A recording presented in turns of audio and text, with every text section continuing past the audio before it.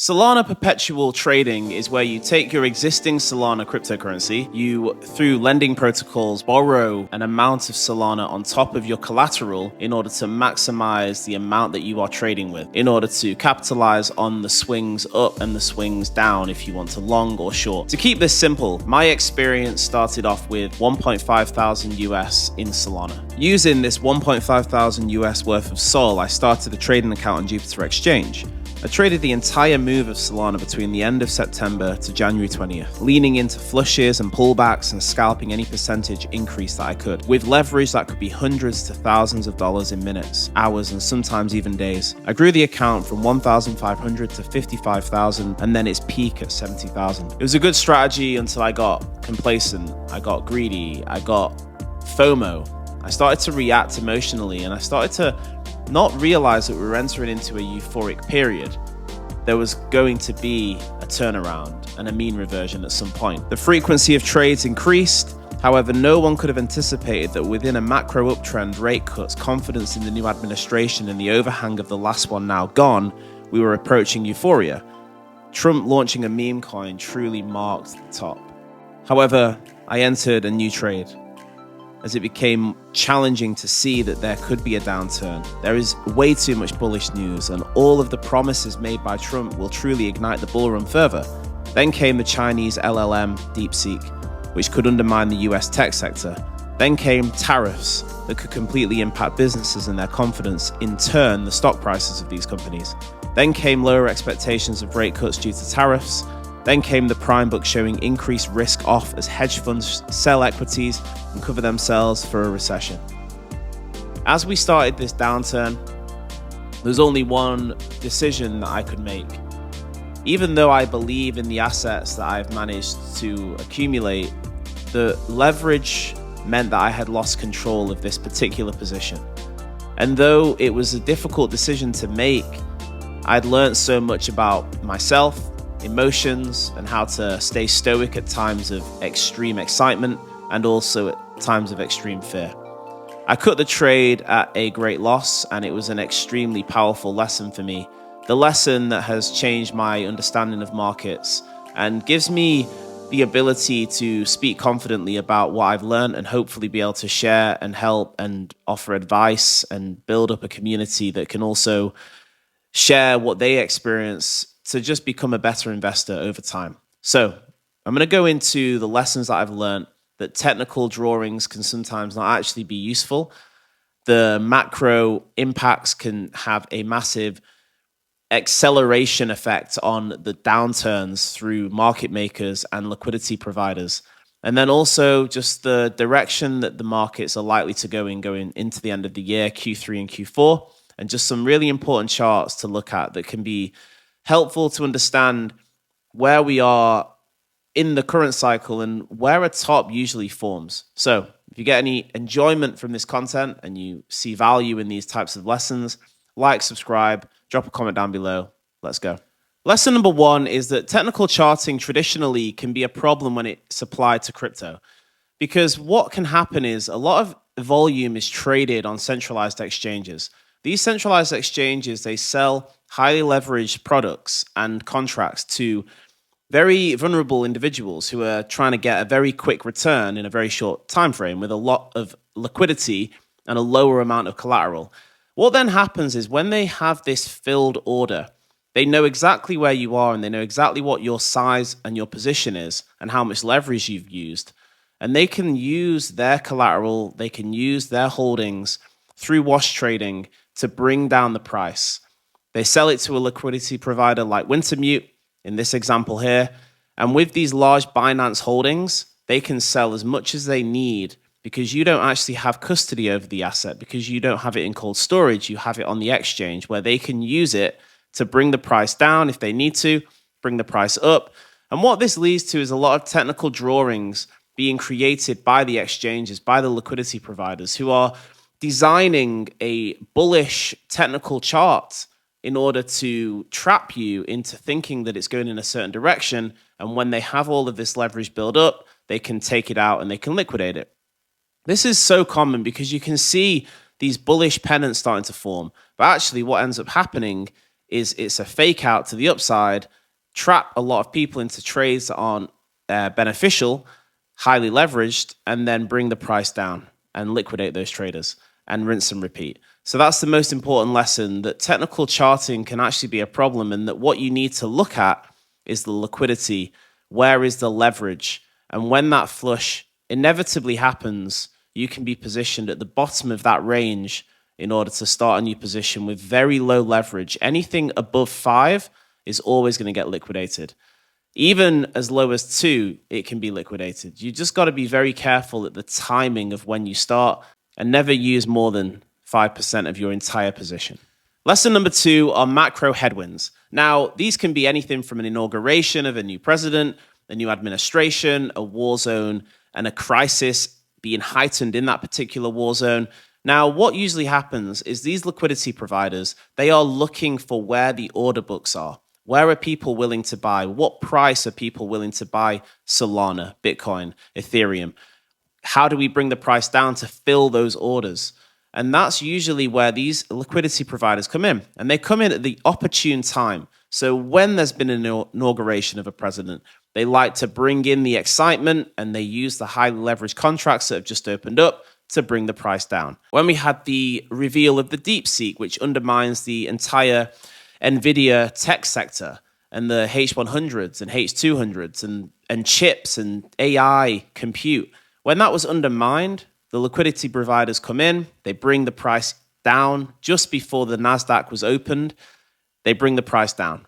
The 5th fastest correction of the S&P 500 index of more than 20% occurred. Now, when this occurs, in those periods, it's going to be an extremely painful period to be invested. A lot of fear, a lot of pain. And in that time, liquidity providers are just hunting for all of the leverage on the order book. So any longs that are opened up, they'll bring the price down to completely take out and flush every single long that has been opened up. And therefore, all traders are trapped until they set a stop loss or cut that loss and just move on. Because actually, that sunk cost fallacy plays into your mind when you are in these trades, in these downturns. They keep you there, they trap you, they bring the price up just a little bit to fake you out, to think that you've got a chance to turn this around, and then they bring the price lower. Liberation Day is a great example of where, when Trump revealed the tariffs, the reciprocal tariffs, the market sells off. But crypto's open 24 hours, and therefore it sells off earlier. It sells off first, and then the futures open for the S&P and for the NASDAQ, and you can see exactly what that's going to do. And if the index are going to correct, then usually crypto is even riskier than that, and that will correct further, and it will correct earlier, and these liquidity providers will be moving before the markets open in order to just liquidate as many longs as they can. When you have liquidity, it's in these lines that you can see. These ranges are where leverage has been opened up, where if the price is to move through these lines, the exchanges will profit from the liquidations of those traders. These flushes usually occur. They'll flush the top up to, for example, in this picture, you've got $145 Solana. They'll flush to the top, and then they'll flush to the bottom of that range at 129. I've experienced this so many times. You get trapped in the middle of the range and you end up stuck in a trade. And it's incredibly important to realize that you should never open up a trade in that range. And these levels are quite easy to find. You can just go on Bitcoin liquidation levels on CoinGlass, and it'll just give you exactly where the lowest liquidation levels are and how highly leveraged they are, and also the short liquidations going to the upside. When you see this, you can understand that the best way to play this game is to be extremely patient and wait for those levels to hit, because they will. This is a really good graphic of the different setups and how risky it is. You can go in at these levels, but these risks increase the closer you are to the price. You want to wait for that price to make an acceleration towards the upside or to the downside. And if it goes to the upside quickly, it takes out all of the leverage above. That's an opportunity to go short. And if it goes down to that lower range, for this example, which is 101,000 Bitcoin in a prior price range, then you can go long. Another really good way of looking at this is through, again, the liquidation map on CoinGlass. You can see here that if the longs are higher than the shorts, there's always going to be a move down to clear the order books where all of this leverage has built up. The exchanges will not allow for leverage to continue the next move to the higher levels of the price range. So I hope that this lesson can really build some confidence on how you understand price action and how you understand leverage and how you understand what can happen if you get yourself trapped into a pattern of getting excited and reacting to the market as it gets euphoric, and then also the fear on the way down. To be able to stay in control and have a system where you do not try and scalp within the ranges, and you always realize that there's going to be a macro event that will lead to the centralized exchanges flushing out the leverage in the system. This is a really good thread by Marty Party, again, an extremely technical macro analyst. And he really brings together the final lesson. I'm going to read this because it really sticks with me in terms of what I've learned and the positions that I will open up. And they're extremely small now in comparison to what I would usually have done. And it's extremely important to just take these lessons and use them for the rest of your time in the markets. Leverage traders. A common mistake to avoid: if your trade goes into the red more than 5%, exit immediately and reassess your next entry. Never sit in the red trades. This is the most common mistake leading to loss of capital. If you are deeper than 5% in the red, your entry was wrong. Get a better one. Main discipline of trading is preserve capital. I'm going to stop there because that really does summarize everything. When you have a stop loss, you're able to protect the rest of your capital, because what can happen is you find yourself in this sunk cost fallacy mindset. It's extremely hard to remove yourself from that trade because you always think that it's going to turn around. The very famous saying of when the tide goes out, you can see who's swimming naked. You have to be able to protect yourself to the downside. And it's extremely difficult in the moment when you are trapped in a trade and you just think, okay, I'm just going to wait and hold out. I'm going to add more collateral and bring the price lower, the liquidation level. But actually what you need to do is just remove the trade and start again and wait for a better entry and practice the patience. So how could it all be relevant? I want to finish this video with some directional charts that could show where we go next in terms of the broader crypto asset market. But I also realized that my experience of having that trade not go successfully taught me so much about the decisions that I make going forward. It's made me a better investor. It's made me a better trader. It's made me more patient. And it's kept me calm at times when there is panic. And so I really just want to try and guide through these charts what could be the next 3 to 6 months setup for crypto and the broader markets. So the 10-year yield is a really important chart where you can see the higher the yield, the more likely as investors are going to stay in money market funds and stay risk off. But when that yield comes down, that usually leads to risk on. That unlocks that 7 trillion plus in money markets and it goes into risk assets. Crypto is a risk asset within the risk curve. You can see that in 2016 to 2018, which was Trump's first administration, it just floundered around in that kind of 4.5 to lower 4 area. And so that didn't change the direction of the markets because in 2017, they had that blow off top. So this, again, seems to be a very similar pattern where the bond market might not actually make a difference to the direction that the risk assets go in. The next one is the ISM, and usually when that ISM goes above 50, that usually ignites the riskiest part of the market, the altcoins and also the risky tech companies as well. This is a really important chart that shows that the IBIT BlackRock ETF has now become the 3rd largest revenue generator for this company.